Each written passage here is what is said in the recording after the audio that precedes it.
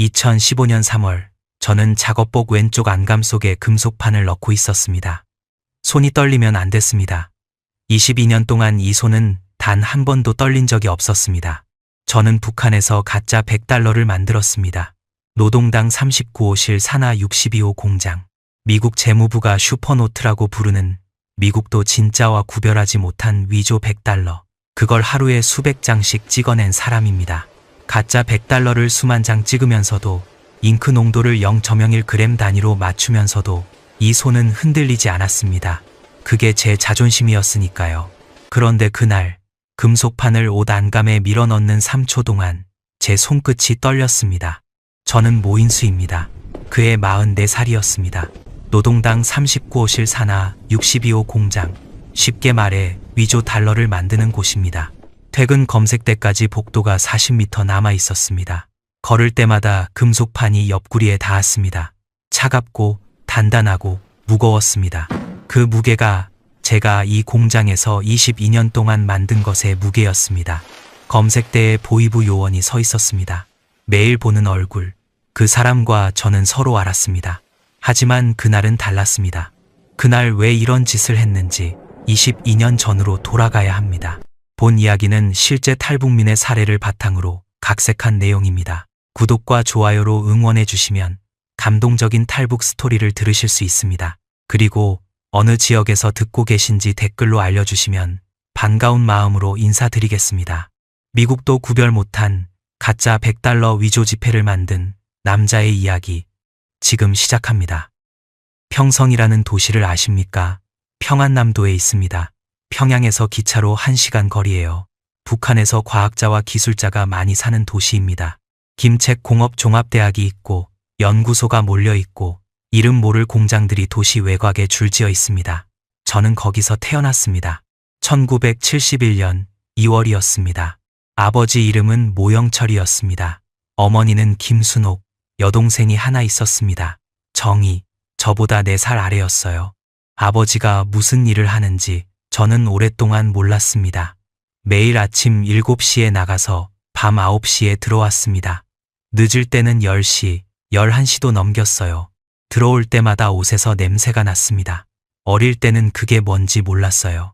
달콤한 것 같기도 하고 쓴 것 같기도 하고 코 안쪽에 달라붙는 묘한 냄새였습니다. 나중에 알았습니다. 잉크 냄새였어요. 보통 잉크가 아니라 프랑스에서 들여온 요판 인쇄용 특수 잉크. 어머니가 아버지 작업복을 빨래통에 넣을 때면 저는 슬쩍 코를 가져다 댔습니다. 그러고는 물었어요. 아버지는 뭘 만들어요? 어머니는 웃기만 했어요. 아버지한테 물으면 대답이 없었습니다. 밥을 먹다가도 말이 없고 텔레비전 앞에 앉아 있어도 말이 없었습니다. 과묵한 사람이었어요. 그게 성격인 줄 알았습니다. 나중에 생각해보니 성격이 아니라 훈련이었어요. 말을 안 하는 게 아니라 못하는 거였습니다. 아버지에 대해 제가 확실히 기억하는 게 2가지가 있습니다. 첫 번째는 손입니다. 아버지 손은 컸어요. 그런데 손가락 끝이 항상 거무스름했습니다. 검은색도 아니고 푸른색도 아닌 잉크가 피부 안쪽까지 스며든 색이었어요. 비누로 아무리 문질러도 안 빠졌습니다. 저는 어릴 때 그게 아버지 피부색인 줄 알았어요. 다른 아버지들 손은 그렇지 않다는 걸 나중에야 알았지만요. 2번째는 주머니 속의 물건입니다. 아버지는 늘 왼쪽 주머니에 뭔가를 넣고 다녔습니다. 작은 금속 물건이었어요. 독일제 확대경, 루페라고 부르는 겁니다. 엄지손가락 2개 정도 크기의 렌즈가 달린 접이식 도구입니다. 인쇄물에 아주 미세한 결함을 찾는데 쓰는 물건이에요. 아버지는 퇴근하고 집에 와서도 그걸 꺼내서 이것저것 들여다봤습니다. 신문지도 루페로 보고 정희가 학교에서 가져온 그림도 루페로 봤어요. 정희가 웃었습니다. 아바이, 내 그림은 눈으로 보는 거지 기계로 보는 거 아니야. 아버지는 아무 말 없이 웃기만 했습니다. 1974년 아버지가 그 공장에 배치됐다는 건 한참 뒤에 알았습니다. 아버지가 29살이던 해였어요. 그 해에 스위스에서 기계가 하나 들어왔습니다. 요판 인쇄기라는 겁니다. 보통 인쇄는 평평한 판에 잉크를 묻혀서 찍지만 요판 인쇄는 다릅니다. 금속판에 그림을 깊이 새기고 그 홈에 잉크를 채운 다음 엄청난 압력으로 종이를 눌러요. 그래서 인쇄된 면을 손끝으로 만지면 까칠까칠합니다. 진짜 지폐를 만져보신 분은 아실 겁니다. 그 느낌, 그게 요판 인쇄입니다. 아버지는 그 기계를 북한에서 처음 돌린 사람 중 하나였습니다. 아버지가 일한 곳은 평성시 외곽에 있었습니다. 간판에는 평양상표 인쇄공장이라고 적혀 있었어요. 상표, 그러니까 공산품에 붙이는 라벨을 인쇄하는 곳이라고 동네에 알려져 있었습니다. 인민반 기록에도 그렇게 되어 있었고 어머니도 그렇게 알고 있었어요. 그때 진짜는 아무도 몰랐습니다. 그 공장의 본래 이름은 62호 공장이었습니다. 노동당 중앙위원회 39호실 산하시설이었어요. 39호실이 뭐냐면 쉽게 말해서 위원장의 비자금을 관리하는 조직입니다. 외화를 벌어들이는 온갖 사업이 거기서 나왔습니다. 그중 하나가 위조지폐였어요. 1989년부터 그 공장의 인쇄기가 찍는 것이 바뀌었습니다. 북한 원화가 아니라 미 합중국 100달러. 아버지는 그 사실을 저한테 한 번도 말한 적이 없습니다. 제가 22살이 되던 해 1993년에 김책공업종합대학 인쇄공학과를 졸업했습니다. 대학에 간 것도 아버지 뜻이었어요. 졸업 후 배치를 받았는데 아버지가 일하는 그 공장이었습니다. 저는 그때까지도 상표를 찍는 곳인 줄 알았습니다. 첫 출근을 하던 날, 저는 잊을 수가 없습니다. 공장 정문에서 신원 확인을 3번 했습니다. 신분증, 배치서, 지문. 3번째 문을 지나니까 아래로 내려가는 계단이 나왔어요. 지하 1층을 지나서 2층까지 내려갔습니다. 문이 열리니까 넓은 공간이 나왔습니다. 형광등 불빛이 천장에서 쏟아지고 있었고 기계 돌아가는 소리가 낮게 깔려 있었어요. 공기가 달랐습니다. 항온 항습 시설이 돌아가고 있었거든요.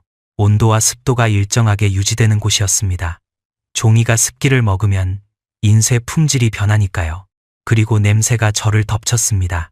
아버지 옷에서 나던 그 냄새였습니다. 20년 가까이 맡아온 냄새의 출처를 처음 본 거예요. 잉크통이 줄지어 있었습니다. 검정, 녹색, 구리색. 저는 그 색들을 보는 순간 알았습니다. 상표 잉크가 아니었어요. 100달러 지폐에 쓰이는 색이었습니다. 안내를 맡은 상관이 말했습니다. 여기서 네가 보는 것, 듣는 것, 만지는 것은 전부 이 벽 안에 두고 간다. 밖에 나가면 너는 상표 공장 직원이다. 저는 고개를 끄덕였습니다. 다른 선택지가 없었어요. 아버지가 20년 동안 고개를 끄덕여온 것처럼 저도 끄덕였습니다. 상관이 한마디를 더 했습니다. 네 아버지는 좋은 기술자였다. 네 손도 그럴 거라고 기대한다. 그때 저는 이해했습니다. 아버지의 과묵함이 성격이 아니었다는 걸요. 이 공장에 들어온 사람은 누구나 과묵해질 수밖에 없었습니다. 말을 하면 한순간에 죽음의 그림자가 오는 곳이었으니까요. 처음 5년은 보조였습니다. 잉크를 섞고 시험 인쇄물을 검수하고 폐지를 정리했어요. 조색이라는 일이었습니다. 잉크의 색을 맞추는 거예요. 미국 재무부가 쓰는 잉크의 색상을 정확하게 재현해야 했습니다. 눈으로 보고, 코로 맡고, 손가락으로 농도를 느끼면서 맞추는 작업이었습니다. 5년 동안 저는 잉크 냄새만으로 색의 차이를 구별할 수 있게 됐습니다. 코가 눈보다 먼저 알았어요. 녹색이 0.05%만 지내도 냄새가 달라졌고 구리색 비율이 바뀌면 또 달라졌습니다. 선배들이 놀랐어요. 내 코는 기계보다 낫다. 저는 그 말이 싫지 않았습니다. 아버지의 손처럼 제 코가 도구가 된 거니까요. 1998년 27살의 요판 인쇄 정식 기술자로 승격됐습니다. 그때부터 직접 인쇄기 앞에 섰어요. 처음으로 제 손으로 완성한 100달러를 만져본 날을 기억합니다. 벤저민 프랭클린의 얼굴이 종이 위에 새겨져 있었습니다. 손끝으로 쓸어보니까 까칠까칠한 도둠이 느껴졌어요. 저는 아버지 루페를 꺼내서 들여다봤습니다. 머리카락 한 올 두께의 선까지 깨끗했습니다. 상관이 그 지폐를 들고 말했어요. 이건 진짜보다 더 진짜 같다. 그런데 그 무렵 나라 전체가 무너지고 있었습니다. 고난의 행군이었습니다. 1997년이었습니다. 저는 26살이었어요. 북한 전역이 굶고 있었습니다. 배급이 끊겼고 공장이 멈췄고 학교도 멈췄고 사람들이 멈췄습니다. 멈췄다는 건 죽었다는 뜻이에요. 평성 시내를 걸으면 길가에 사람들이 쓰러져 있었습니다. 처음에는 놀랐지만 한 달쯤 지나니까 놀라지 않게 됐어요. 그게 더 무서웠습니다. 사람이 죽어 있는 걸 보고도 놀라지 않는 제 자신이. 그런데 62호 공장은 달랐습니다. 공장 안에는 특별 배급이 나왔어요. 쌀이 나왔고, 고기가 나왔고, 과일이 나왔습니다. 밖에서는 아이들이 풀뿌리 죽을 먹고 있었는데, 저는 지하 2층 식당에서 흰 쌀밥을 먹고 있었습니다. 숟가락을 들다가 멈춘 적이 있어요. 밥을 입에 넣으려는데 손이 움직이지 않았습니다. 왜 그런지 저도 몰랐어요. 옆에 앉은 동료 수길이가 저를 봤습니다. 밥 안 먹어? 저는 한참 뒤에 숟가락을 들었습니다. 그날 퇴근길에 공장 담장 바깥을 봤습니다. 담장 너머로 여자아이 하나가 보였어요. 10살쯤 돼 보였습니다. 쭈그리고 앉아서 뭔가를 먹고 있었는데 풀이었어요. 땅에서 뜯은 풀을 입에 넣고 있었습니다. 저는 그 아이를 보면서 오늘 점심에 먹은 흰 쌀밥을 떠올렸습니다. 담장 하나 사이에 흰 쌀밥과 풀이 있었어요. 그때 처음으로 이 공장이 만드는 게 돈이 아닐 수도 있겠다는 생각이 스쳤습니다. 이 공장이 만드는 건 벽이었어요.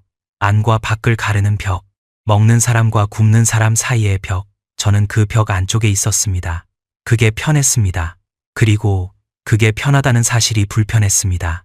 하지만 저는 아무것도 하지 않았습니다. 안주했는지 참았는지 잘 모르겠어요. 저는 2000년에 결혼을 했습니다. 아내 이름은 리혜진이었어요. 평성 출신이고 약사였습니다.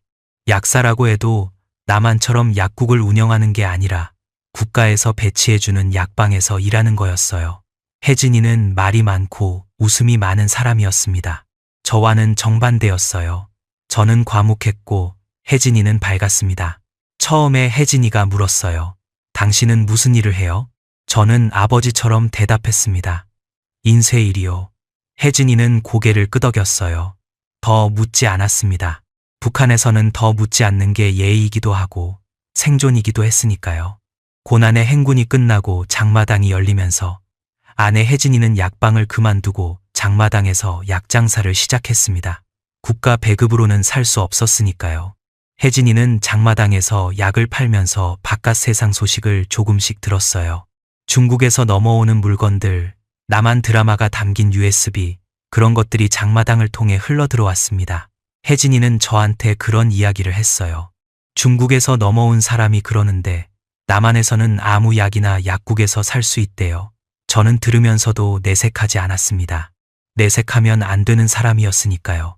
고난의 행군이 끝나고 저는 다시 인쇄기 앞에 섰습니다. 그때 저는 자랑스러웠습니다. 솔직히 말씀드리겠습니다.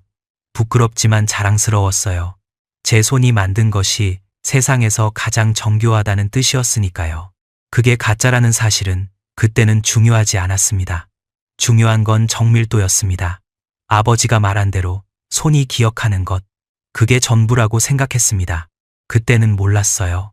그 자랑스러움이 저를 22년 동안 그 지하실에 묶어둘 줄은. 2003년 아버지가 돌아가셨습니다. 그때 저는 32살이었어요. 아버지는 29년 동안 그 지하실에서 일했습니다. 잉크 화학물질에 매일 노출됐어요. 환기시설이 있었지만 충분하지 않았습니다. 아버지의 폐는 서서히 망가지고 있었어요. 기침이 점점 심해졌고 마지막 1년은 계단을 오르는 것도 힘들어했습니다. 병원에 갔지만 이 공장 사람들이 가는 병원은 따로 있었어요. 군 병원이었습니다. 거기서도 별다른 치료를 못했습니다. 아버지가 돌아가시던 날 저는 병원 침대 옆에 앉아 있었습니다. 아버지가 저를 보더니 왼쪽 주머니 쪽을 손으로 짚었어요. 저는 알았습니다. 루페였습니다. 주머니에서 꺼내서 제 손에 올려놨어요. 아버지는 아무 말도 하지 않았습니다. 고개를 한번 끄덕였어요. 그게 마지막이었습니다. 당이 아버지에게 준 건 공로 메달 하나였습니다. 금속 메달에 붉은 리본이 달려 있었어요. 아버지가 29년 동안 지하실에서 폐를 갈아 넣은 대가가 그거였습니다. 저는 그 메달을 서랍에 넣었습니다. 루페는 제 주머니에 넣었고요.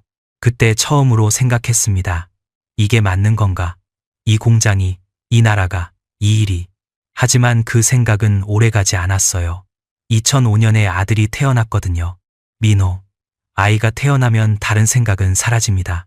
먹여야 하고, 입혀야 하고, 지켜야 했으니까요. 아이가 자라는 동안 저는 공장에서 계속 일했습니다. 2009년 38살의 수석 조색 기술자가 됐습니다. 잉크 배합을 총괄하는 자리였어요. 공장에서 저보다 잉크를 잘하는 사람은 없었습니다. 코로 맞고 손으로 느끼는 것까지 합치면 기계보다 제가 정확했어요. 아버지의 손과 제 코, 그 두 가지가 저를 거기 붙잡아 두었습니다. 2011년에 보이부가 공장 전체 인원의 신원 재조사를 했습니다. 한 달 동안 기술자들이 하나씩 불려갔어요. 대부분은 돌아왔습니다. 한 명이 안 돌아왔어요. 7번 작업대에 있던 사람이었습니다. 이름은 기억합니다. 하지만 여기서 말하지 않겠습니다. 그 사람의 자리에 새 사람이 왔어요. 아무도 전임자에 대해 묻지 않았습니다. 저도 묻지 않았고요. 그때부터 공장 안에서 이름을 부르는 일이 줄었습니다. 이름 대신 작업대 번호를 썼어요. 저는 3번이었습니다. 그러다가 2013년 10월이 왔습니다. 미국이 새로운 $100 지폐를 발행했습니다. 저는 그 소식을 공장 내부 회의에서 들었어요. 상관이 새 지폐의 견본을 탁자 위에 올려놨습니다. 저는 루페를 꺼내서 들여다봤습니다. 보는 순간 알았습니다. 이건 안 된다. 새 지폐에는 3D 보안 리본, 그러니까 입체 보안 리본이라는 게 들어가 있었습니다. 파란색 리본이 지폐 안에 직조되어 있는데 기울이면 종 모양과 숫자 100이 번갈아 나타났어요. 홀로그램과 비슷하지만 인쇄가 아니라 지폐 종이 자체에 박혀 있는 겁니다. 요판 인쇄기로는 만들 수 없었어요. 완전히 다른 기술이었습니다. 위에서 명령이 내려왔습니다. 복제하라. 2014년 3월까지 여러 차례 시도했지만 실패했습니다. 입체 보안 리본은 손으로 되는 게 아니었어요. 아버지가 손이 기억하면 된다고 했지만 이건 손의 문제가 아니었습니다. 기술 자체가 달랐어요. 실패가 반복되면서 공장 분위기가 바뀌었습니다. 보위부가 움직이기 시작한 거예요. 보위부라는 건 남한으로 치면 국정원과 비밀경찰을 합쳐놓은 것 같은 조직입니다. 거기서 나온 오 지도원이 작업장을 매일 돌기 시작했어요. 작업 일지를 들여다보고 기술자들의 대화를 기록하고 표정까지 살폈습니다. 웃으면 왜 웃냐, 안 웃으면 무슨 불만이냐. 숨을 쉬는 것 자체가 감시 대상이 된 느낌이었습니다. 그리고 수길이가 걸렸습니다. 박수길, 저보다 2살 위였습니다. 같은 공장에서 긴 시간 함께 일한 사람이에요. 저한테는 선배이자 유일한 친구였습니다. 수길이도 요판 인쇄 기술자였어요. 과묵한 저와 달리 수길이는 말이 좀 있는 편이었습니다. 가끔 작업 끝나고 둘이서 담배를 피우면서 이야기했어요. 대단한 이야기는 아닙니다. 아이들 이야기, 배급 이야기, 그런 거요. 2014년 6월 수길이가 보위부에 불려갔습니다. 혐의는 태업 및 기술 은닉이었어요. 신권 복제에 실패한 것을 일부러 실패한 것으로 봤다는 뜻입니다. 말도 안 됐어요. 수길이는 누구보다 열심히 했습니다. 실패한 건 기술의 한계였지 수길이의 잘못이 아니었습니다. 저는 아무 말도 하지 않았습니다. 그렇게 비겁하게 또 참았습니다. 9월에 수길이가 관리소로 이송됐다는 이야기를 들었습니다. 관리소, 남한 분들한테 설명하면 정치범 수용소입니다. 들어가면 나오기 어려운 곳이에요. 수길이는 저한테 마지막 인사도 하지 못했습니다. 어느 날 출근했더니 수길이 자리가 비어 있었어요. 작업대 위에 수길이가 쓰던 공구만 놓여 있었습니다. 아무도 수길이 이름을 입에 올리지 않았습니다. 저도 올리지 않았어요. 그날 밤 퇴근하고 집에 왔는데 9살짜리 민호가 그림을 그리고 있었습니다. 크레파스로 뭔가를 그리고 있었어요. 저는 아들 옆에 앉았습니다.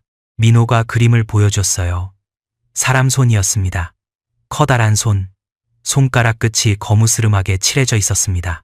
이게 뭐야? 아버지 손이요. 아버지 손은 항상 이 색이잖아요. 저는 그 그림을 한참 들여다봤습니다. 민호는 아버지가 무슨 일을 하는지 몰랐어요. 그냥 아버지 손가락 끝이 다른 아버지들과 다르다는 것만 알았습니다. 그걸 그린 거예요. 저는 그 그림을 보면서 제 아버지를 떠올렸습니다. 모영철, 29년을 지하실에서 보내고 폐가 망가져서 죽은 사람. 국가가 준 건 메달 하나. 저는 그 그림을 접어서 서랍에 넣었습니다. 아무 말도 하지 않았습니다. 하지만 그날 밤 잠이 오지 않았어요. 천장을 보면서 생각했습니다. 민호가 22살이 되면 저처럼 이 공장에 배치될 수도 있겠구나. 제 손가락처럼 잉크가 스며들겠구나. 제 아버지처럼 폐가 망가지겠구나. 그리고 그 아이도 아무한테도 말 못하는 사람이 되겠구나. 참을 수 없었습니다. 그게 첫 번째 균열이었습니다. 고난의 행군 때 담장 넘어 아이를 보면서 생긴 금, 아버지 장례식에서 메달을 받으면서 생긴 금, 수길이 빈자리를 보면서 생긴 금. 그 금들이 모여서 민호의 그림 앞에서 갈라지기 시작했습니다. 저는 아직 떠날 생각은 하지 못했습니다. 어디로 가겠습니까? 이 공장을 나가면 살 수 있는 사람이 아니었어요. 제가 아는 것을 알고 있다는 것 자체가 목숨이 달린 일이었으니까요. 하지만 균열은 한 번 생기면 다치지 않았습니다. 2014년 10월이었습니다. 수길이가 끌려간 지 한 달쯤 지났을 때였어요. 공장에 자재를 납품하는 사람이 하나 있었습니다. 강태준이라는 이름이었어요. 50대 초반쯤 돼 보이는 눈에 띄지 않는 사람이었습니다. 대성총국 산하 무역회사 간부라고 했어요. 대성총국은 39호실 밑에서 외화 벌이 사업을 하는 조직입니다. 강 부장은 공장에 잉크 원료와 특수 용지를 납품하는 일을 했습니다. 한 달에 두세 번 공장에 왔어요.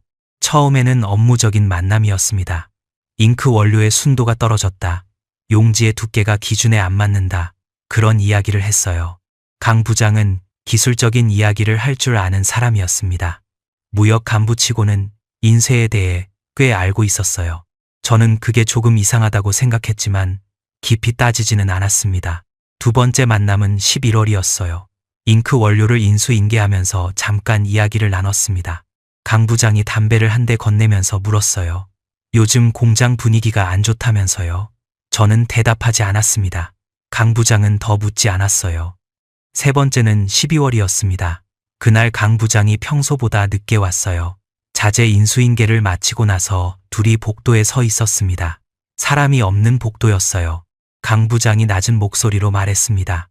수길 동무 이야기 들었습니다. 저는 멈췄습니다. 수길이 이름을 입에 올리는 사람을 석 달 만에 처음 만났어요. 이 공장에서 수길이는 존재하지 않는 사람이 된 지 오래였습니다. 이름을 부르는 것 자체가 위험한 일이었어요. 그런데 이 사람이 그 이름을 불렀습니다. 저는 강 부장을 봤습니다. 그 사람 눈이 저를 보고 있었어요. 관찰하는 눈이었습니다. 무언가를 기다리는 눈이었어요. 저는 아무 말도 하지 않았습니다. 돌아섰어요. 그날 밤 집에 와서 생각했습니다. 저 사람은 뭐지? 왜 수길이 이름을 알고 있지? 왜 나한테 그 말을 했지? 보위부 사람인가? 시험하는 건가? 아니면 뭔가? 2015년 1월이었습니다. 강 부장이 또 왔어요. 자재 납품 건이었습니다. 인수인계를 마치고 나서 강 부장이 저한테 말했어요. 모 기술자 동무, 잉크 검수 결과를 따로 보고서로 만들어줄 수 있겠습니까? 본사에 제출할 게 있어서. 저는 알겠다고 했습니다. 보고서를 건네주려고 이틀 뒤에 다시 만났어요. 그때였습니다. 보고서를 건네주는데 강 부장이 말했어요. 모 기술자 동무, 솔직하게 물어봐도 되겠습니까? 저는 강 부장을 봤습니다. 이 일을 계속하고 싶습니까? 복도에 사람이 없었습니다. 형광등이 희미하게 깜빡이고 있었어요. 저는 그 질문을 듣고 한동안 아무 말도 하지 못했습니다. 이 사람이 보위부 사람이면 저는 오늘 끌려갑니다. 수길이처럼. 하지만 이 사람이 보위부가 아니라면 이건 제가 석 달 동안 혼자 삼키고 있던 질문이었어요. 저는 입을 열었습니다. 나중에 생각하면 그게 제 인생에서 가장 위험한 순간이었어요. 총을 겨눈 것도 아니고 강을 건넌 것도 아닌데 말 한마디가 총보다 무서웠습니다. 하고 싶지 않습니다. 강 부장은 표정이 바뀌지 않았어요. 고개를 한번 끄덕였습니다. 그리고 말했어요. 나갈 수 있습니다. 조건이 있습니다. 저는 그때 처음으로 이 사람이 누구인지 감을 잡았습니다. 무역 간부가 아니었어요. 적어도 무역 간부만은 아니었습니다. 나중에 한국에 와서야 정확히 알았지만 그때는 물어보지 않았어요. 묻지 않는 게 서로를 지키는 거였으니까요. 강 부장이 말한 조건은 이거였습니다. 원판, 시험용 소형 원판이라도 좋다. 100달러의 핵심 문양이 새겨진 인쇄 원판을 가지고 나오라는 거였어요. 저는 바로 대답하지 않았습니다. 이 주의를 생각했어요. 원판을 가지고 나간다는 건 돌아올 수 없다는 뜻이었습니다. 발각되면 총살이에요. 국가 1급 기밀을 가지고 도망치는 겁니다. 그리고 저 혼자만의 문제가 아니었어요. 혜진이와 민호가 있었습니다. 평양에 여동생 정희도 있었고요. 이 주일 동안 저는 밤마다 천장을 봤습니다. 옆에서 혜진이가 자고 있었고 건넌방에서 민호가 자고 있었습니다. 이 두 사람을 데리고 나갈 수 있는가? 이 두 사람을 여기 두고 갈 수 있는가? 두 질문 모두 답이 없었어요.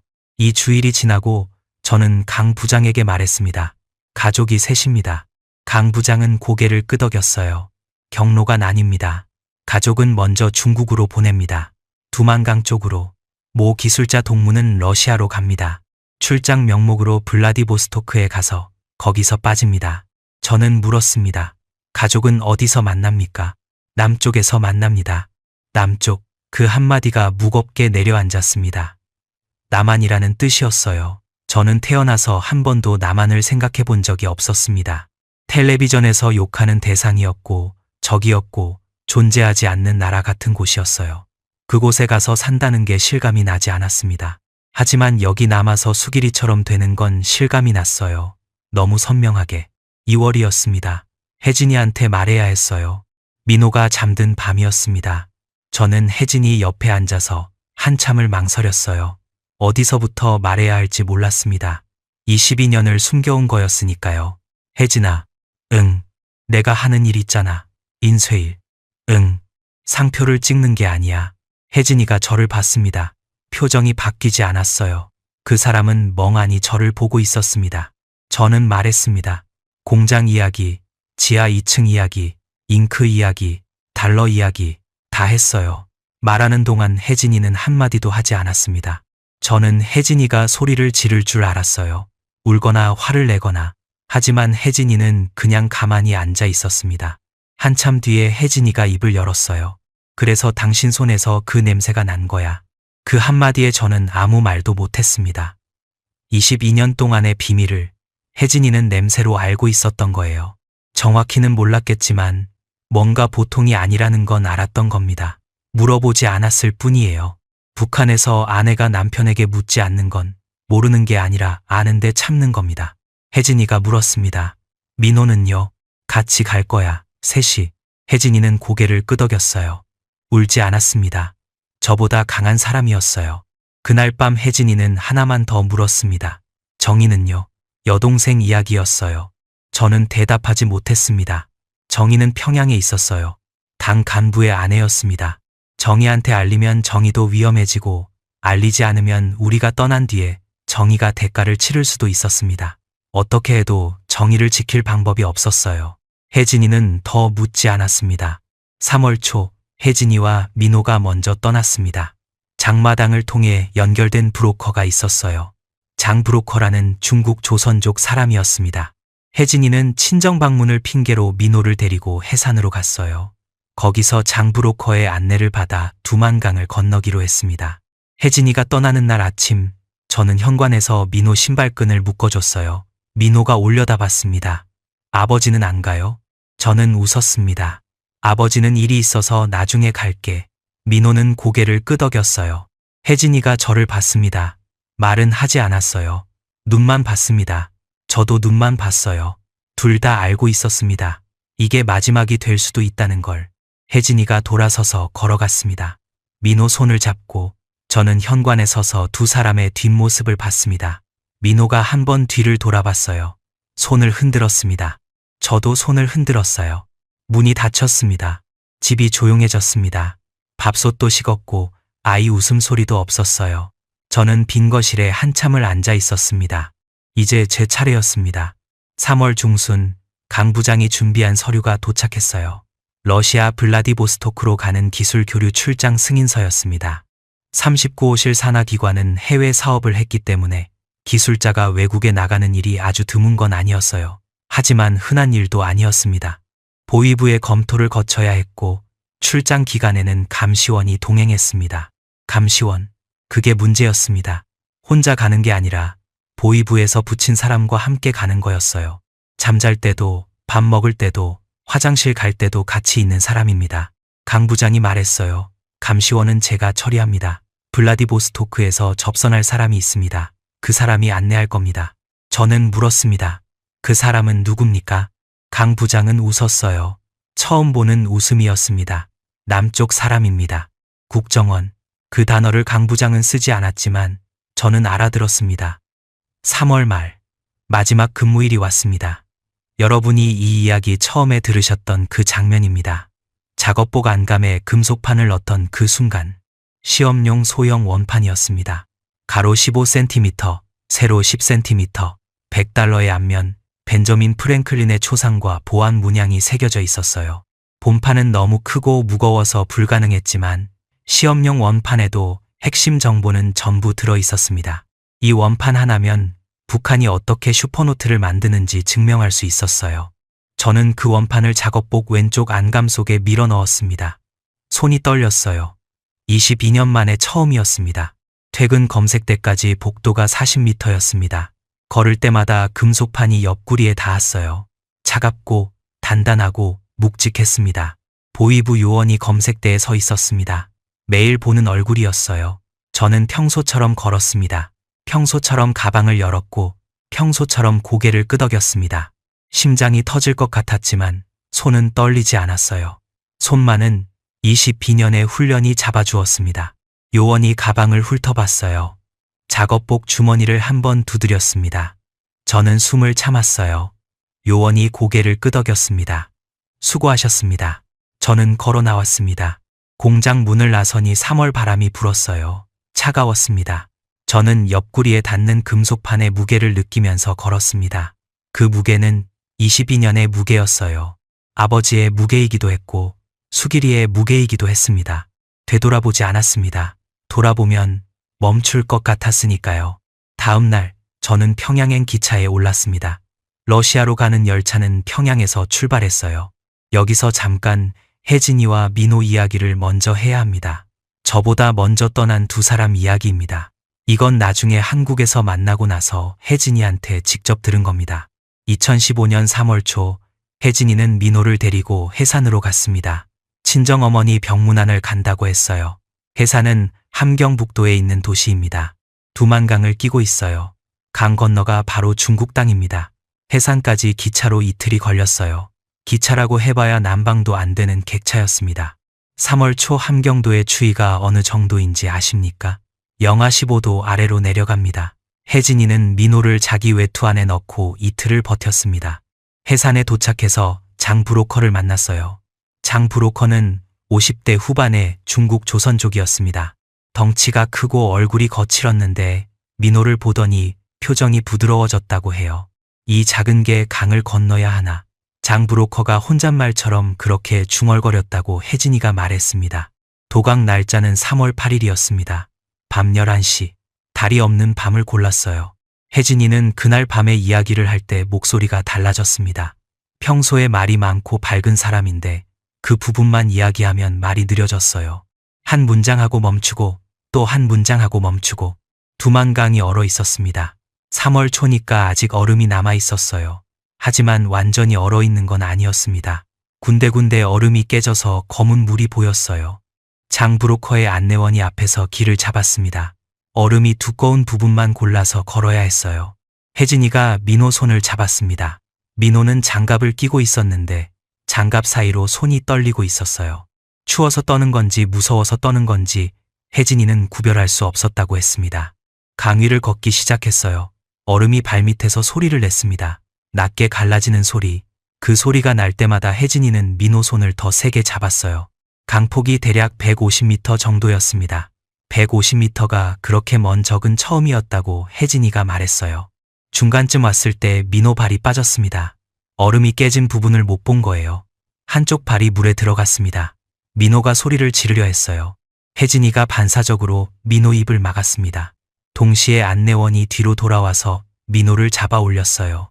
물에 들어간 건 발목까지였습니다. 신발과 양말이 젖었어요. 영하의 날씨에 젖은 발. 그대로 두면 동상이 옵니다. 안내원이 자기 목도리를 풀어서 민호 발을 감쌌어요. 혜진이는 민호를 업었습니다. 10살짜리가 가볍지 않았지만 혜진이는 그 상태로 나머지 구간을 걸었습니다. 발밑에서 얼음이 소리를 냈고 등 위에서 민호가 떨고 있었어요. 중국 땅에 발을 디뎠을 때 혜진이는 무릎이 풀렸다고 했습니다. 주저앉았어요. 민호가 등에서 내려왔습니다. 엄마, 괜찮아요? 혜진이는 괜찮다고 했어요. 괜찮지 않았지만 괜찮다고 했습니다. 장 브로커가 중국 쪽에서 기다리고 있었어요. 차가 한 대 있었습니다. 장 브로커가 민호를 안아 올려서 차 뒷좌석에 태웠어요.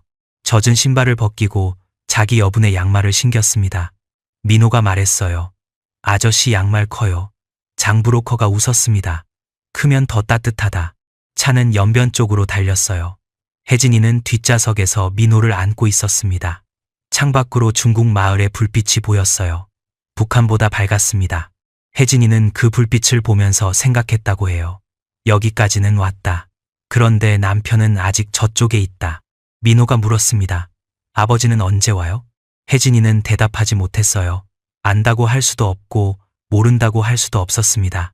그냥 민호 머리를 쓸어내렸어요. 곧 온다. 곧.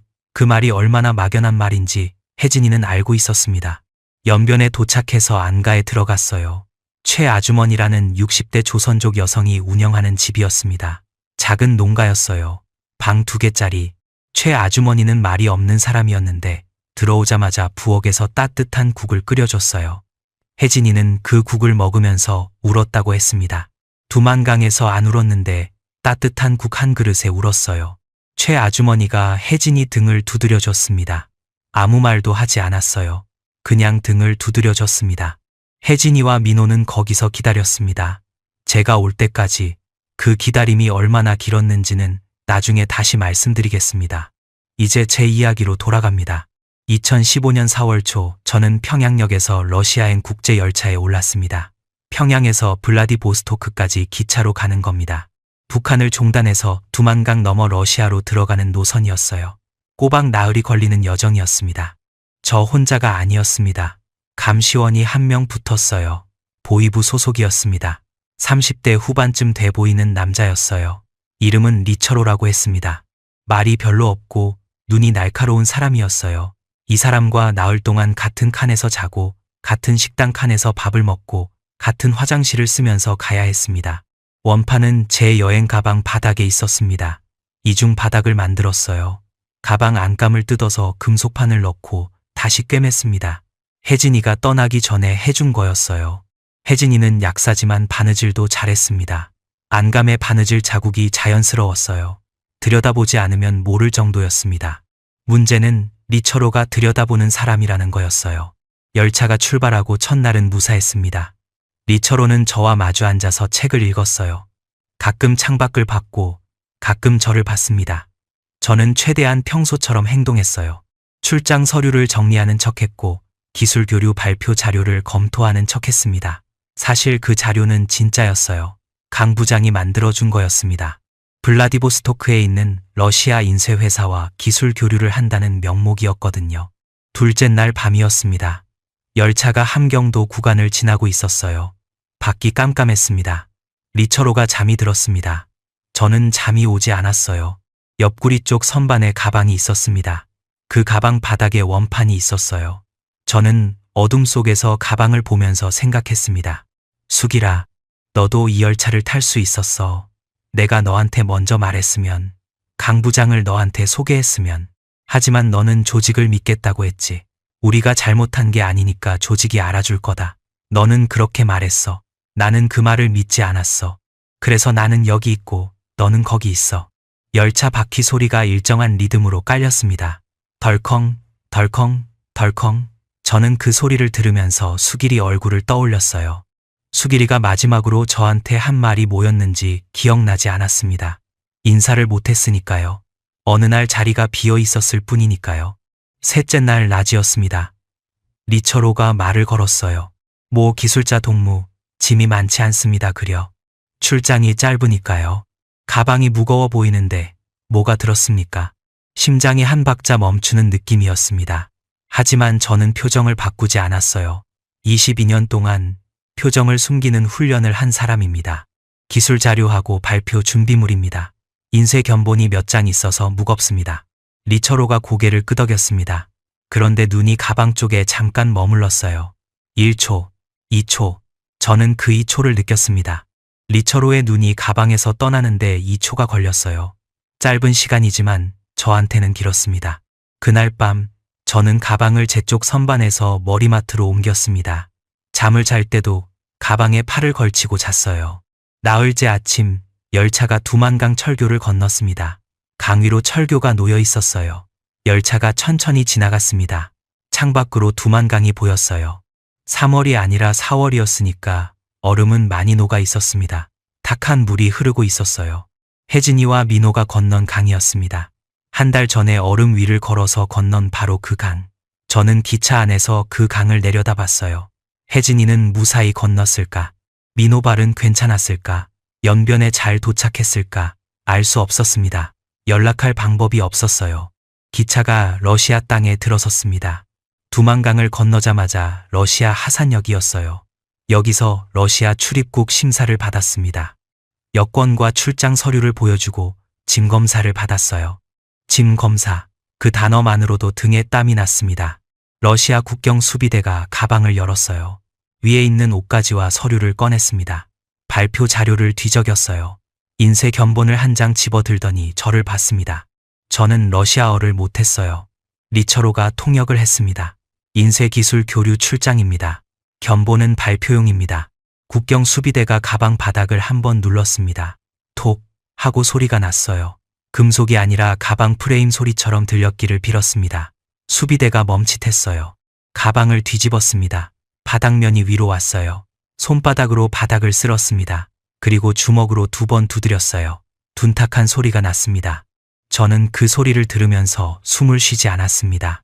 리처로가 옆에서 저를 보고 있는지 아닌지도 몰랐어요. 시야가 좁아졌습니다. 수비대가 바닥을 한 번 더 눌렀어요.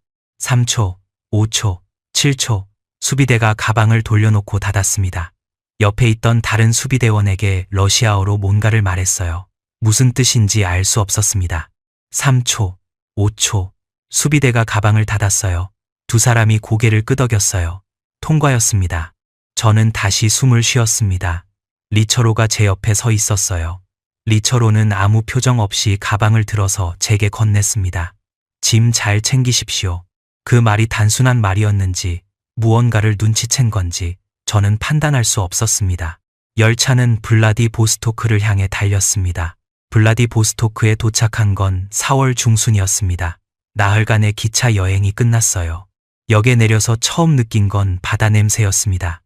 평성에는 바다가 없었어요. 평양에도 바다는 없었고요. 저는 태어나서 바다를 본 적이 없었습니다. 기차역을 나서니까 찬바람에 짠 냄새가 섞여 들어왔어요. 그게 바다라는 걸 바로 알지는 못했습니다. 코가 잉크 냄새에 길들어 있었으니까요. 새로운 냄새를 분류하는 데 시간이 걸렸어요. 리처로가 옆에 있었습니다. 여전히 말이 없었어요. 역 앞에 차가 한 대 대기하고 있었습니다. 블라디보스토크 주재, 북한 무역 대표부에서 보낸 차였어요. 저와 리처로는 그 차를 타고 숙소로 갔습니다. 숙소는 시내에 있는 북한 무역 대표부 건물 안이었어요. 방 2개짜리 숙소. 하나는 제 방, 하나는 리처로 방. 문이 붙어 있었습니다. 첫째 날은 무역 대표부 사람들과 인사를 하고 일정을 확인했어요. 둘째 날 오전에 러시아 인쇄 회사를 방문해서 기술 교류 발표를 한다는 일정이었습니다. 셋째 날에 돌아가는 기차를 타기로 되어 있었어요. 하지만 저는 셋째 날 기차를 타지 않을 겁니다. 강 부장이 알려준 계획은 이랬습니다. 둘째 날 기술 교류 발표가 끝나고 나서 저녁 시간에 자유시간이 주어집니다. 리처로와 함께 시내에 나갈 수 있어요. 그때 접선 장소로 가서 거기서 리처로를 따돌리고 국정원 요원과 만나는 겁니다. 리처로를 따돌리는 방법은 강 부장이 설계했어요. 블라디보스토크 시내에 있는 식당 하나. 그 식당에는 출입구가 2개 있었습니다. 정문과 주방 쪽 뒷문. 저는 화장실을 간다고 하고 뒷문으로 나가면 됐어요. 뒷문 밖에 차가 한 대 있을 거라고 했습니다. 단순한 계획이었습니다. 단순하기 때문에 불안했어요. 리처로가 화장실이 늦다고 느끼면 끝입니다. 3분. 강 부장은 3분 안에 빠져나와야 한다고 했어요. 둘째 날 오전 기술 교류 발표를 했습니다. 러시아 인쇄 회사의 기술자 3명 앞에서 인쇄 견본을 보여주고 설명했어요. 리처로는 뒤쪽에 앉아서 저를 지켜보고 있었습니다. 저는 최대한 성실하게 발표했어요. 자연스러워야 했으니까요. 이 사람이 기술 교류를 하러 온 게 맞다고 리처로가 믿어야 했습니다. 발표가 끝나고 러시아 기술자들과 악수를 했습니다. 그 사람들은 제 손을 잡으면서 손가락 끝에 잉크 자국을 봤어요. 인쇄 기술자는 어느 나라든 손을 봅니다. 손이 이력서니까요. 러시아 기술자 한 명이 자기 손을 보여줬어요. 그 사람도 검지에 잉크 자국이 있었습니다. 말은 통하지 않았지만 서로의 손을 보고 웃었어요. 그 순간만큼은 국적이나 체제 같은 건 없었습니다. 같은 일을 하는 사람의 손이었으니까요. 리처로가 옆에서 지켜보고 있었습니다. 저는 웃음을 거두고 돌아섰어요. 저녁이 됐습니다. 리처로와 함께 시내에 나갔어요. 블라디보스토크 시내는 평양과 달랐습니다. 불빛이 많았어요. 간판들이 러시아어로 빛나고 있었고 사람들이 거리를 자유롭게 걷고 있었습니다. 저는 그 풍경을 보면서도 마음이 거기 있지 않았어요. 계속 시간을 세고 있었습니다. 식당까지 걸어서 15분, 식당에서 뒷문까지 2분, 뒷문에서 차까지 1분, 3분, 식당에 도착했습니다. 강 부장이 말한 그 식당이었어요. 러시아식 식당이었습니다. 들어가니까 넓지 않은 홀에 테이블이 10개쯤 있었어요. 왼쪽에 화장실 표시가 있었고 화장실 옆에 주방으로 통하는 문이 보였습니다. 뒷문은 주방을 지나면 있을 겁니다. 저는 그 구조를 눈으로 확인하면서 자리에 앉았어요. 리처로와 마주 앉아서 음식을 시켰습니다. 뭘 시켰는지 기억나지 않아요. 맛도 느끼지 못했습니다. 입에 뭔가를 넣고 씹었지만 맛이 아니라 시간을 느끼고 있었어요. 분침이 움직이는 걸 느꼈습니다. 식사가 반쯤 끝났을 때 저는 말했습니다. 화장실 좀 다녀오겠습니다. 리처로가 고개를 끄덕였어요. 저는 자리에서 일어났습니다. 천천히 걸었어요. 빠르게 걸으면 안 됐습니다. 화장실 쪽으로 갔습니다. 화장실 문 앞을 지나쳤어요. 주방 문을 열었습니다. 러시아인 요리사가 저를 봤어요. 저는 뒷문을 가리키며 손짓했습니다. 요리사는 아무 말 없이 고개를 돌렸어요. 미리 이야기가 되어 있었던 겁니다. 주방 문을 지나서 뒷문 앞에 섰습니다. 손잡이를 잡고 밀었어요. 안 열렸습니다. 잠겨 있었어요. 저는 다시 밀었습니다. 안 됐어요. 뒤를 돌아봤습니다. 요리사가 저를 보고 있었어요. 요리사가 천천히 걸어왔습니다. 주머니에서 열쇠를 꺼냈어요. 문에 열쇠를 넣고 돌렸습니다. 딸깍 소리가 났어요. 요리사가 문을 열어줬습니다. 저를 보지 않았어요. 벽을 보고 있었습니다. 골목이었어요. 어두웠습니다. 왼쪽에 차가 한 대 서 있었습니다. 검은색 승용차였어요. 뒷문이 열려 있었습니다. 차 안에 사람이 한 명 있었어요. 40대 중반쯤 돼 보이는 남자였습니다. 한국어로 말했어요. 억양이 달랐습니다. 나만 억양이었어요. 모인수 씨, 제 이름을 알고 있었습니다. 저는 차에 탔어요. 문이 닫혔습니다. 차가 출발했어요. 가방은요? 가방, 원판이 든 가방은 식당 안에 있었습니다. 제 자리 옆에, 리처로 앞에. 가방은 처음부터 가지고 나왔어요. 식사 자리에 앉을 때 가방을 의자 옆이 아니라 무릎 위에 올려놨었거든요. 화장실에 갈 때 자연스럽게 가방을 들었습니다. 리처로는 그걸 봤을 수도 있고 안 봤을 수도 있어요. 하지만 저는 그 가방을 놓고 갈 수 없었습니다. 제 안에 22년이 들어 있었으니까요. 차가 블라디보스토크 시내를 빠져나갔습니다. 항구 쪽으로 가고 있었어요. 남한 사람이 말했습니다. 배가 준비되어 있습니다. 오늘 밤에 출항합니다. 저는 물었어요. 리처로가 눈치챘으면 어떻게 됩니까? 3분이면 충분합니다. 저쪽에서도 준비가 되어 있습니다.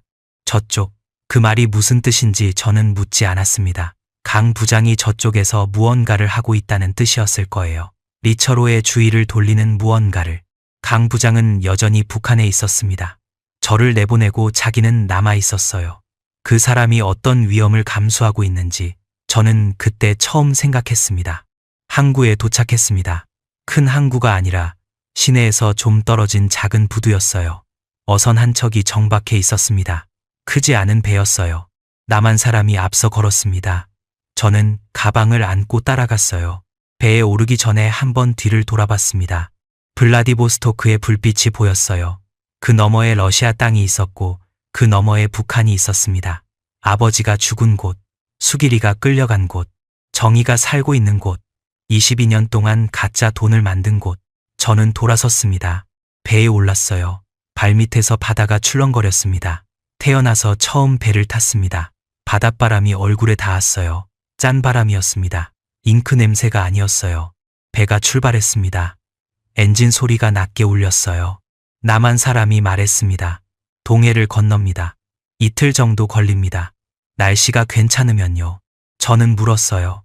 날씨가 안 괜찮으면요. 남한 사람이 웃었습니다. 대답하지 않았어요.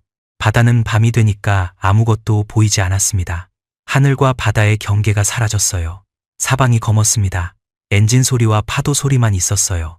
저는 갑판 한쪽에 앉아서 가방을 무릎 위에 올려놓고 있었습니다. 원판의 무게가 무릎에 느껴졌어요. 바다 위에 나오니까 아무 소리도 없었습니다. 공장의 기계 소리도 없고 보이부 요원의 발소리도 없고 형광등의 웅웅거리는 소리도 없었어요. 처음이었습니다. 소리가 없는 밤이 이렇게 넓다는 걸 저는 처음 알았습니다. 그때 혜진이가 떠올랐어요. 연변 어딘가에서 기다리고 있을 혜진이, 민호 손을 잡고 기다리고 있을 혜진이, 아버지는 언제 오냐고 묻는 민호한테 곧 온다고 말하고 있을 혜진이. 저는 주머니에서 루페를 꺼냈습니다. 아버지의 루페. 어두워서 아무것도 보이지 않았어요. 렌즈에 바다의 어둠만 비쳤습니다. 하지만 손에 쥐고 있으니까 마음이 조금 놓였어요. 아버지가 옆에 있는 것 같았습니다. 기계가 고장나도 손이 기억한다. 아버지의 말이 바다 위에서 떠올랐습니다. 손이 기억합니다. 이 손은 가짜를 만드는 법을 기억합니다. 하지만 이제 이 손이 기억해야 할 건 그게 아니었어요. 민호 이마의 체온, 혜진이 손의 따뜻함, 아버지 루페의 금속 촉감. 이 손이 기억해야 할 건 사람이었습니다. 배가 흔들렸어요. 파도가 높아지고 있었습니다. 첫째 밤이 지나고 둘째 날 낮이 됐습니다. 날씨가 바뀌었어요. 구름이 낮게 깔리더니 바람이 강해졌습니다. 파도가 점점 높아졌어요. 배가 크게 흔들렸습니다. 저는 배 안에서 벽을 잡고 있었어요. 가방을 절대 놓지 않았습니다. 남한 사람이 무전기로 뭔가를 확인하더니 말했어요. 기상이 나빠지고 있습니다. 하지만 갑니다. 저는 고개를 끄덕였습니다. 둘째 날 밤 파도가 더 높아졌어요. 배가 기울었습니다. 저는 속이 뒤집어졌지만 토하지 않았습니다. 토할 것도 별로 먹지 않았으니까요. 벽을 잡고 버텼어요. 가방을 가슴에 안고 있었습니다. 원판이 가슴에 닿았어요. 차갑고 단단한 그 감촉이 이상하게도 안심이 됐습니다. 이게 있으면 괜찮다. 이걸 가져왔으니까 괜찮다. 새벽녘에 바람이 잦아들었습니다. 파도가 낮아졌어요. 남한 사람이 갑판 위로 올라오더니 말했습니다. 저기 보이십니까? 저는 갑판으로 나갔어요. 동쪽 수평선에 뭔가가 보였습니다. 아직 어두웠지만 아주 멀리 불빛이 있었어요. 흐릿한 불빛이 수평선을 따라 길게 늘어서 있었습니다. 한국입니다. 저는 그 불빛을 봤습니다. 한참을 봤어요. 22년 동안 저는 지하 2층에서 형광등 빛만 봤습니다. 퇴근하면 평성의 어두운 거리를 걸었고 집에 오면 전기가 끊겨서 촛불을 켰어요. 제가 아는 빛은 그게 다였습니다. 그런데 저 멀리에 빛이 있었어요. 수평선 위에 길게 늘어선 수천 개의 불빛, 제가 가야 할 곳의 빛이었습니다. 손이 떨렸습니다. 이번에는 공포가 아니었어요. 22년 동안 이 손은 가짜를 만들면서 한 번도 떨리지 않았는데 진짜를 보니까 떨렸습니다. 배가 한국 영해에 들어선 건 2015년 4월의 마지막 날이었습니다. 수평선 위의 불빛이 점점 커졌어요. 흐릿하던 점들이 선이 되고 선이 면이 됐습니다. 건물의 윤곽이 보이기 시작했어요. 저는 갑판에 서서 그걸 보고 있었습니다. 남한 사람이 옆에 왔어요. 강원도 쪽입니다. 항구에 직접 들어가지 않고 해경이 마중 나옵니다. 해경, 남한 해양경찰이었습니다. 얼마 지나지 않아서 멀리서 배 한 척이 다가오는 게 보였어요. 흰색 배였습니다. 옆면에 한글로 뭔가가 적혀 있었는데 거리가 있어서 읽을 수 없었어요. 해경배가 가까이 왔을 때 저는 적혀 있는 글자를 읽었습니다. 대한민국 해양경찰, 한글이었어요. 북한에서도 한글을 쓰지만 글꼴이 달랐습니다. 모양이 둥글었어요. 부드러웠습니다. 이상한 데서 감정이 왔어요. 글자 모양을 보고 눈이 뜨거워질 줄은 몰랐습니다. 해경배에서 사람들이 이쪽으로 올라왔어요. 3명이었습니다. 한 명이 제게 다가와서 말했어요. 모인수 씨 맞으십니까? 남한 억양이었습니다. 경상도 쪽 말투가 살짝 섞여 있었어요. 저는 고개를 끄덕였습니다. 고생 많으셨습니다. 이쪽으로 오십시오. 그 말을 듣는 순간 다리에 힘이 빠졌어요. 주저앉을 뻔했습니다. 고생 많으셨습니다. 그 한마디가요. 22년 동안 누구한테도 듣지 못한 말이었거든요. 공장에서는 수고하셨습니다가 퇴근 인사였지만 그건 감시원이 하는 말이었어요. 이 사람은 달랐습니다. 저를 걱정하는 톤이었어요. 저는 해경배로 옮겨 탔습니다. 가방을 가슴에 안은 채로요. 해경배가 항구로 들어갔어요. 작은 항구였습니다. 부두에 차 2대가 서 있었어요. 검은색 승용차. 사람이 4~5명 있었습니다. 양복을 입은 사람도 있었고 점퍼를 입은 사람도 있었어요. 저는 부두에 내렸습니다. 발이 땅에 닿았어요. 콘크리트 바닥이었습니다. 단단했어요. 배 위에서 이틀을 흔들렸으니까 땅이 움직이지 않는다는 게 이상하게 느껴졌습니다. 저는 잠깐 멈춰서서 발바닥으로 땅을 느꼈어요. 한국 땅이었습니다. 양복을 입은 사람이 다가왔어요. 국가정보원입니다. 모인수 씨를 모시러 왔습니다. 명함을 건넸어요. 저는 명함을 받았습니다. 한글로 이름과 직함이 적혀 있었어요. 명함이라는 걸 받아본 게 처음이었습니다. 북한에는 명함이 없었으니까요. 차에 탔습니다. 차가 출발했어요. 창밖으로 한국의 도로가 보였습니다. 도로가 넓었어요. 차가 많았습니다. 신호등이 있었고 신호등에 맞춰서 차들이 서고 달렸어요. 간판들이 한글과 영어로 되어 있었습니다. 색이 많았어요. 빨간색, 파란색, 노란색. 평성의 거리는 회색이었는데 여기는 색이 넘쳤습니다. 저는 창밖을 보면서 아무 말도 하지 않았어요. 옆에 앉은 국정원 사람이 물었습니다. 많이 피곤하시죠? 드실 것 가져왔습니다. 생수와 삼각 김밥을 건넸어요. 저는 생수를 받아서 마셨습니다. 물이 깨끗했어요. 투명했습니다. 북한에서는 물을 끓여서 마셨거든요. 수돗물을 그냥 마시는 건 상상도 못했습니다. 삼각 김밥을 열었어요. 비닐을 벗기는 방식을 몰라서 한참 만졌습니다. 국정원 사람이 웃으면서 열어줬어요. 김밥을 한 입 베어 물었습니다. 밥이 부드러웠어요. 김이 바삭했고 안에 참치가 들어있었습니다. 맛이라는 걸 느꼈어요. 배에서 이틀 동안 거의 못 먹었으니까 그 삼각김밥이 제 인생에서 가장 맛있는 음식이었습니다. 한 입, 2입, 3입 다 먹었어요. 비닐에 밥알이 몇 개 붙어 있었습니다. 저는 그 밥알을 손가락으로 하나하나 집어 먹었어요. 국정원 사람이 그걸 보고 있었습니다. 아무 말도 하지 않았어요. 서울에 도착한 건 그날 저녁이었습니다.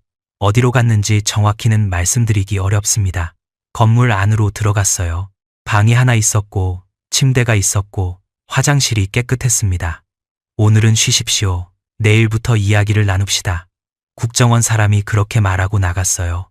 문이 닫혔습니다. 혼자 남았어요. 저는 가방을 열었습니다. 이중 바닥을 뜯었어요. 원판이 거기 있었습니다. 가로 15cm, 세로 10cm. 벤저민 프랭클린의 초상이 새겨진 시험용 소형 원판. 22년 동안 이 원판과 같은 것들이 가짜 $100를 수만 장 찍어냈습니다. 아버지도 이 원판 앞에서 29년을 보냈고 저도 이 원판 앞에서 22년을 보냈어요. 저는 원판을 손에 올려놓았습니다. 무게를 느꼈어요. 차갑지 않았습니다. 제 체온이 옮겨가 있었어요. 블라디보스토크에서 동해를 건너는 이틀 동안 저는 이 원판을 가슴에 안고 있었으니까요. 내일이면 이걸 넘기게 됩니다. 22년의 증거를, 아버지의 29년까지 합치면 50년이 넘는 비밀을, 가짜를 만들던 도구가 진짜를 증명하게 되는 거였습니다. 저는 원판을 다시 가방에 넣었어요. 침대에 누웠습니다. 천장을 봤어요. 천장이 하겠습니다. 형광등이 아니라 따뜻한 색의 조명이었어요. 평성 공장 지하 2층의 차가운 형광등과 달랐습니다. 잠이 오지 않았어요. 여기까지 왔다는 게 실감이 나지 않았습니다. 4월 초에 평양역에서 기차를 탔고 나흘간 열차를 타고 블라디보스토크에 갔고 식당 뒷문으로 빠져나와서 배를 탔고 이틀간 동해를 건넜고 지금 여기 누워 있습니다. 20날이 채 안 됐어요. 22년과 20날. 가짜를 만드는데 22년이 걸렸고 그곳에서 나오는데 20날이 걸렸습니다. 그런데 혜진이와 민호는 아직 중국에 있었어요. 그 생각이 드니까 잠이 더 오지 않았습니다. 다음 날부터 합동신문이 시작됐습니다. 국정원 사람들이 여러 명 왔어요. 질문이 많았습니다. 62호 공장의 구조, 인쇄 공정, 잉크 성분, 용지 조달 경로, 유통 루트, 관여 인물. 저는 알고 있는 것을 전부 말했습니다. 셋째 날이었어요. 원판을 넘기는 날이었습니다. 저는 가방에서 원판을 꺼냈습니다. 탁자 위에 올려놓았어요. 국정원 사람들이 그 원판을 봤습니다. 방이 조용해졌어요. 저는 말했습니다. 이것은 시험용 소형 원판입니다. 이 원판에 100달러 앞면에 핵심 문양이 전부 새겨져 있습니다. 이 원판과 같은 본판으로 22년 동안 슈퍼노트를 찍었습니다. 한 명이 장갑을 끼고 원판을 집어들었어요. 루페로 들여다봤습니다. 루페, 그 사람도 루페를 쓰더라고요. 저는 그걸 보면서 아버지를 떠올렸습니다. 이 원판을 루페로 들여다보는 건 아버지가 매일 하던 일이었어요.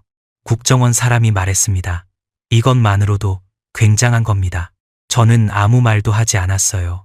굉장하다. 22년의 비밀이, 아버지의 폐가, 수기리의 빈자리가, 지하 2층의 형광등이 굉장하다는 한마디 안에 들어가는 건가? 그런 생각이 스쳤지만 입 밖으로 내지 않았습니다. 대신 저는 다른 말을 했어요. 제 가족이 중국에 있습니다. 아내와 아들입니다. 데려와 주십시오. 국정원 사람이 고개를 끄덕였습니다. 이미 진행 중입니다. 이미.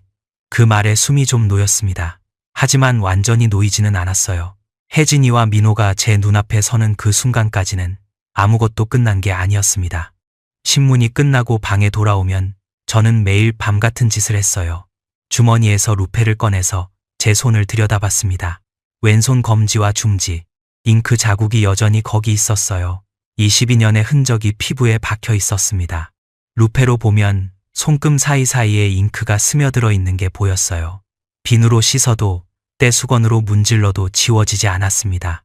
이 자국은 아마 평생 남을 거예요. 아버지 손도 그랬습니다. 돌아가실 때까지 손가락 끝이 거무스름했어요. 아들 민호는 그걸 그림으로 그렸고요. 저는 루페를 접어서 주머니에 넣었습니다. 이 손이 만든 건 가짜였습니다. 하지만 이 손이 잡은 건 진짜였어요. 혜진이 손, 민호 손, 아버지의 루페, 그리고 원판, 가짜를 증명하는 진짜 증거. 그때 저는 깨달았습니다. 이 이야기 처음에 말씀드렸던 세 가지 이유. 첫 번째는 공포였습니다. 수기리처럼 사라질 수 있다는 공포. 두 번째는 아들이었습니다. 민호에게 이 지하실을 물려줄 수 없다는 절박함. 세 번째는요. 저는 22년 동안 가짜를 만들면서 제 자신이 가짜가 되어가고 있었습니다.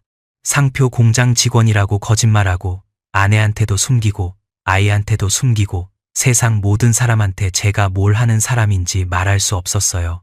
이름은 진짜인데 삶이 가짜였습니다. 저는 진짜가 되고 싶었어요. 그게 세 번째 이유였습니다. 혜진이한테 나중에 들은 이야기입니다.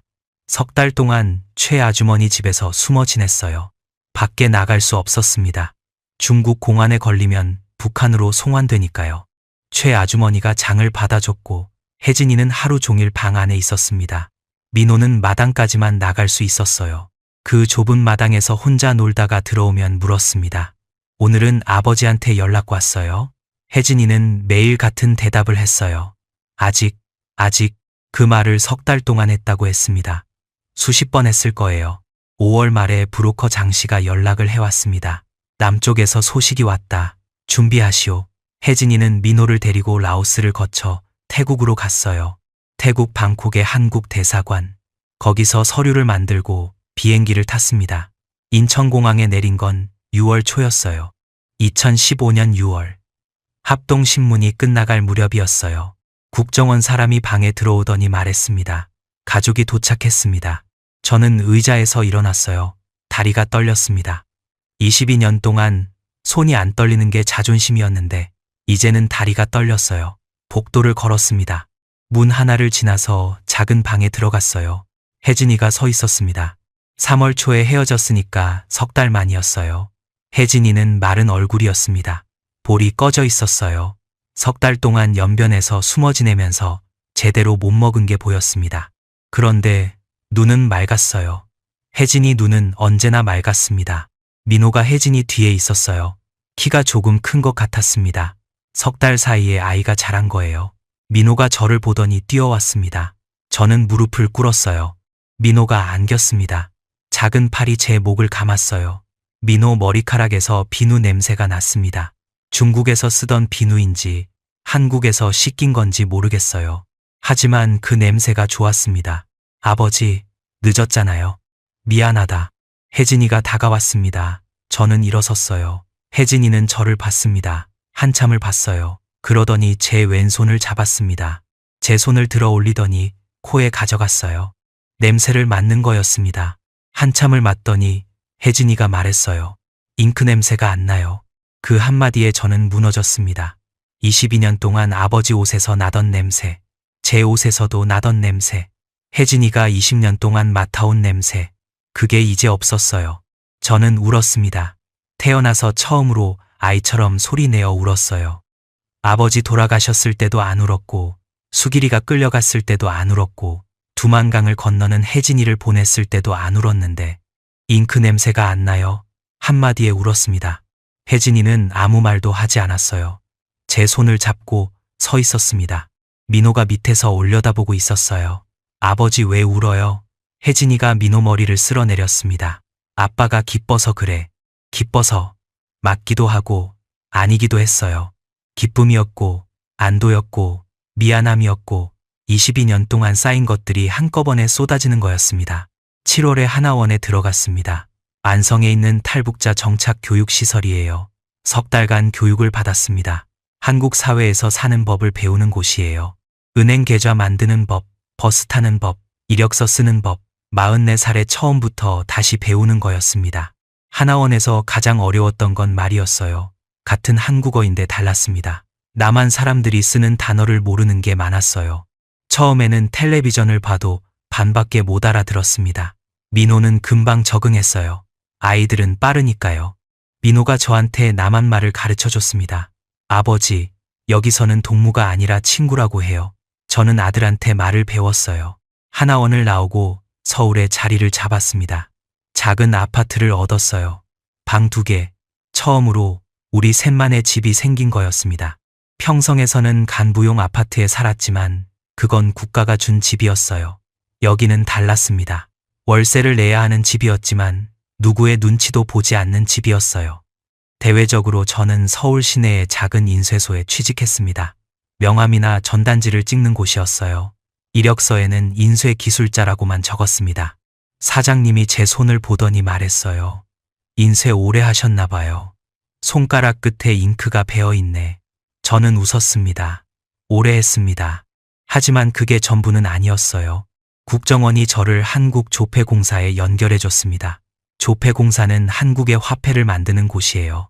거기서 저한테 제안이 왔습니다. 외부 특별자문위원, 세관, 은행, 경찰에서 압수한 의심지폐를 감별하는 일이었어요. 북한산 위조지폐가 어떻게 만들어지는지 아는 사람은 세상에 몇 명 없었으니까요. 대외적으로는 인쇄소 직원이었고 실제로는 위조지폐 감별 자문위원이었습니다.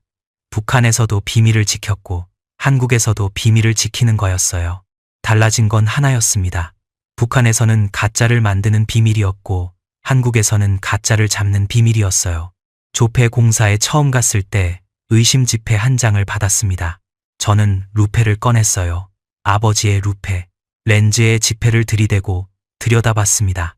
요판 인쇄의 깊이, 잉크의 발색, 미세선의 간격, 2초 만에 알았어요. 이건 진짜입니다. 감별사가 물었어요. 어떻게 아십니까? 손이 기억합니다. 제가 만든 게 아닙니다. 그 사람은 웃었어요. 저는 웃지 않았습니다. 진짜와 가짜를 구별하는 일. 그게 이제 제 일이었습니다.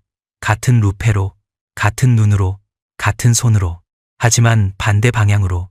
인쇄소에서 처음 월급을 받은 날 280만 원이었어요. 북한에서 저는 월급이 2,000원이었습니다. 2,000원이면 장마당에서 달걀 2개 값이었어요. 280만 원은 진짜 돈이었습니다. 제 이름으로, 제 계좌에 제가 한 일의 대가로 들어온 돈. 저는 그 돈으로 민호한테 크레파스 세트를 사줬어요.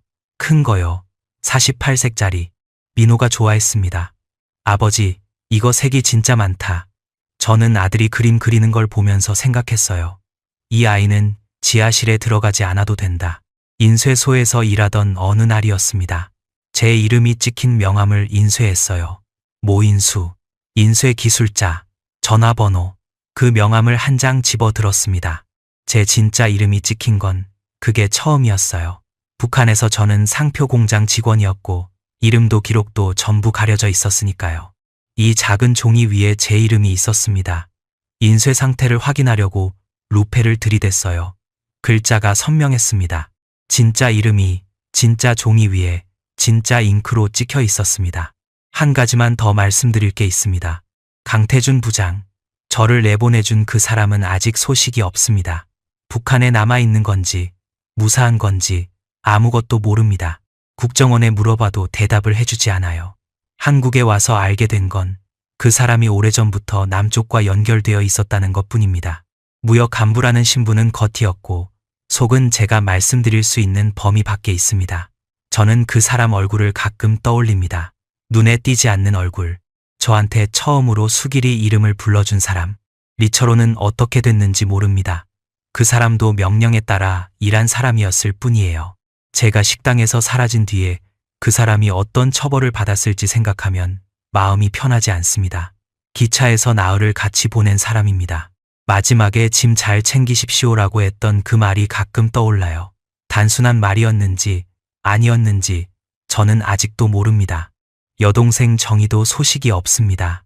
평양에서 잘 살고 있기를 바라지만 저 때문에 무슨 일을 겪었을지 생각하면 밤에 잠이 오지 않을 때가 있어요. 정희한테 미안합니다. 전화 한 통 하지 못하고 떠났으니까요.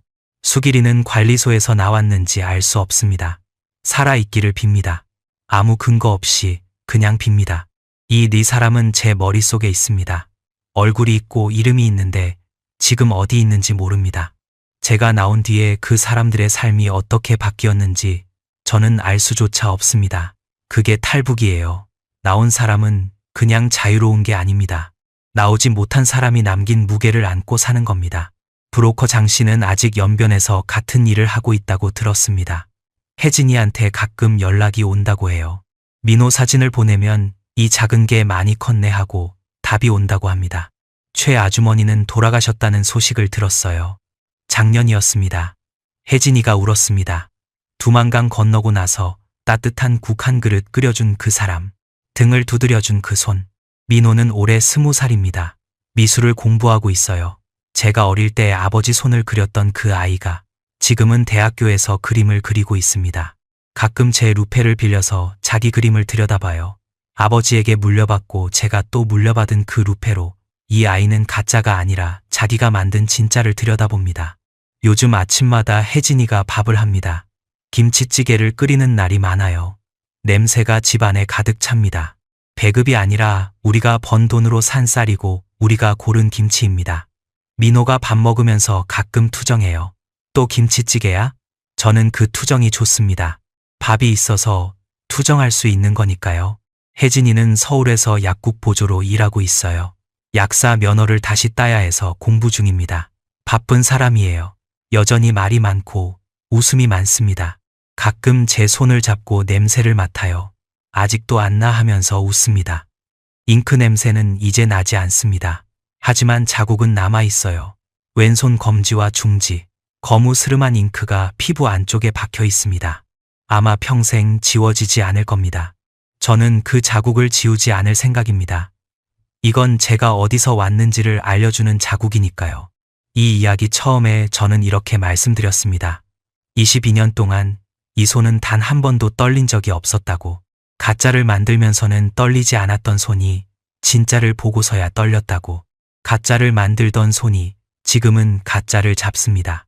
가짜를 만들던 제가 진짜를 증명합니다. 손이 기억합니다. 그리고 이번에는 진짜 삶을 살겠습니다. 지금까지 들어주셔서 감사합니다.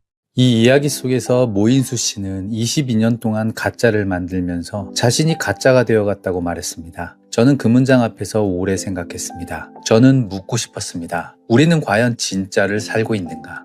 매일 출근하면서 괜찮다고 말하고 괜찮지 않은데 웃고 하고 싶은 말보다 대신해야 하는 말들을 하면서 사는 것. 그것이 북한 지하 공장만의 이야기는 아닐 겁니다. 모인수 씨에게는 보이부가 있었지만 우리에게는 체면이 있고 평판이 있고 눈치가 있습니다. 감시의 형태가 다를 뿐이지 진짜 하고 싶은 말을 삼키며 사는 건 이것도 마찬가지가 아닐까 생각합니다. 담장 하나를 사이에 두고 흰 쌀밥과 풀죽을 먹었다는 장면도 그렇습니다. 같은 도시, 같은 거리에서 누군가는 남는 음식을 버리고 누군가는 한 끼를 걱정해야 합니다. 담장의 재료만 바뀌었을 뿐 안과 밖은 지금도 나뉘어 있습니다. 그래서 저는 이 이야기를 북한이라는 가깝지만 갈 수 없는 먼 나라의 특별한 사건으로만 생각하지 않습니다. 가짜 속에서 진짜를 찾아 나선 한 사람의 이야기가 오늘 여러분의 하루와 어딘가에서 만나기를 바랍니다. 오늘은 여기까지입니다.